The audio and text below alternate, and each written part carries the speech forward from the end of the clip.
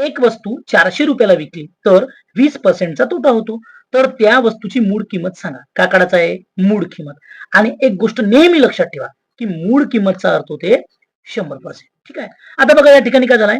20%चा तोटा झाला तेव्हा 400 रुपयाला विकली ना. आता मला सांगा हा 20%चा तोटा त्या मूळ किमतीत झाला असेल का नाही? म्हणजे ती वस्तू 80%ला मिळाली असेल.